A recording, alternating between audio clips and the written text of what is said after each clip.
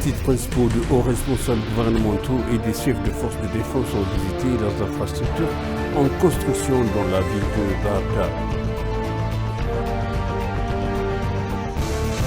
Le parc technologique de textile éthio-coréen a été inauguré.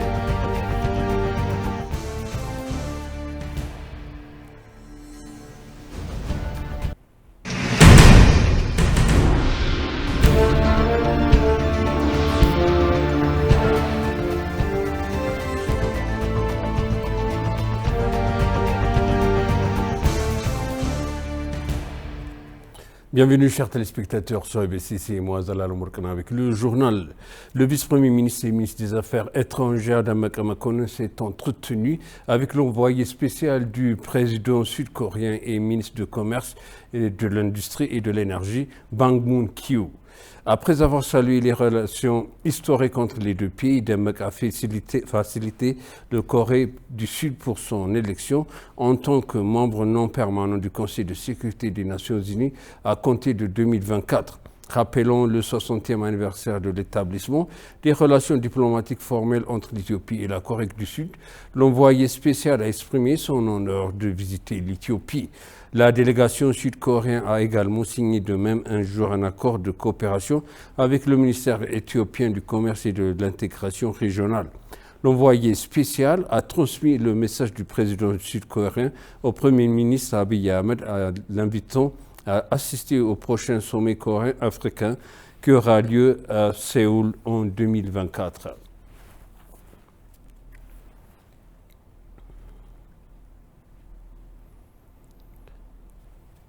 De hauts responsables gouvernementaux et chefs des forces de défense ont visité les infrastructures en construction dans la ville de Bagdad. Le directeur du renseignement et de la sécurité nationale, le général Temesgen Runer, les chefs d'état-major des forces armées, le général Badoula Tadessa, le chef de la région d'Amara, Araga Kabede et d'autres dirigeants étaient présents lors de la visite. Le ESA a apporté des dirigeants ont observé la phase de construction du pont alternatif sur le Nil en cours de construction dans la ville de Bagdad. En outre, les dirigeants ont visité le stade international de Bagdad et il a été annoncé qu'un soutien serait apporté aux prochains efforts visant à achever le stade.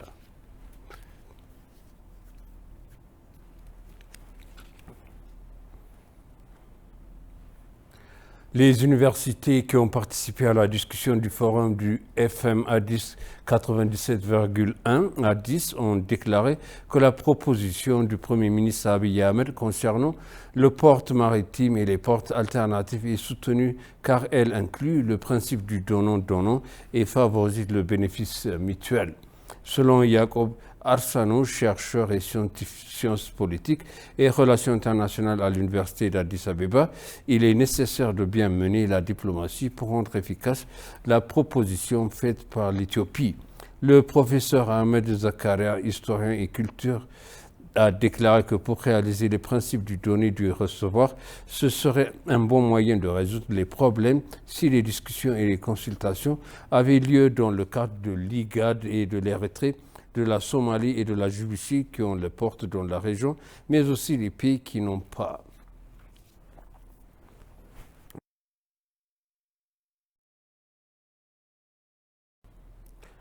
Dans une interview exclusive avec l'ENA, le colonel Tlaon a déclaré que le terrorisme est une menace mondiale dans la paix et de la sécurité qui ont été combattues par des forces concernées. La prévalence de la criminalité organisée transfrontalière comme le trafic de drogue, le trafic illégal d'êtres humains et les activités de contrebande associées de la pauvreté aux problèmes de sécurité constituent un terrain fertile pour les terroristes dont la Corne de l'Afrique a déclaré. Parlant de l'importance du soutien de la communauté internationale, le colonel a déclaré qu'elle devait fournir un soutien financier et technologique pour lutter contre la menace mondiale posée par Al-Shabaab. Les forces de défense éthiopiennes sont très expérimentées et disposent de toute la capacité nécessaire pour mener les opérations contre le terrorisme, a-t-il déclaré.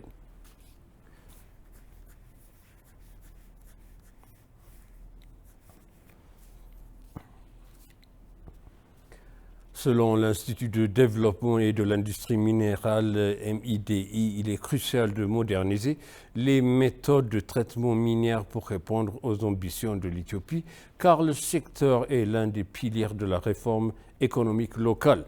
Le directeur général du MIDI, Gouta Legesse, a déclaré que l'ENA, qu'il est très important que l'Éthiopie améliore ses méthodes de traitement minière afin de nous puisse ajouter de la valeur à nos produits et de rendre sur le marché international.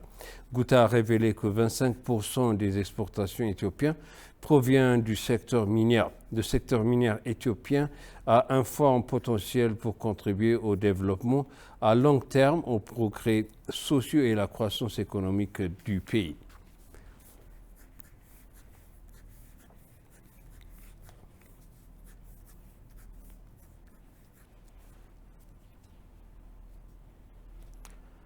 Le parc technologique textile ithio-coréen, construit grâce à la collaboration de l'Éthiopie et la Corée du Sud, a été inauguré. En outre, les informations que nous avons reçues du ministère de l'Industrie indiquent que les ressources potentielles du secteur de la production agricole facilitent l'engagement dans le secteur de l'agroalimentaire. Ato Hassan a déclaré que les experts sud-coréens compétents dans le domaine de la technologie et de l'industrie manufacturière et de l'énergie et des infrastructures pour soutenir l'industrialisation de l'Éthiopie. Il est indiqué que ce parc fournira de nombreux services et servira principalement de services de formation de laboratoires dans le secteur du textile et des habillements, ainsi que de centres de génération de nouveaux concepts.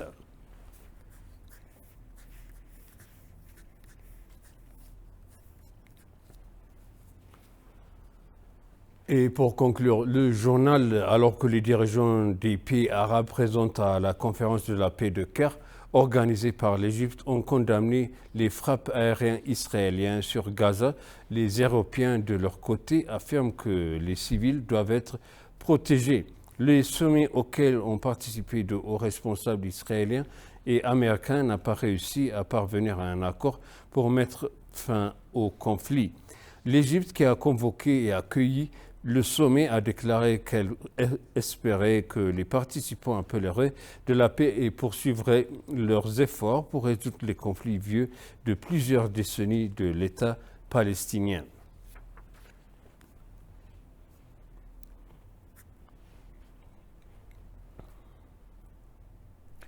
Et maintenant, je vous rappelle les titres principaux de hauts responsables gouvernementaux et des chefs de forces de défense ont visité leurs infrastructures et leurs constructions dans la ville de Bagdad. Le parc technologique textile éthiopien-coréen a été inauguré. Chers téléspectateurs, ainsi s'achève le journal. C'était moi, Zalal Omar avec vous et je vous souhaite un bon week-end.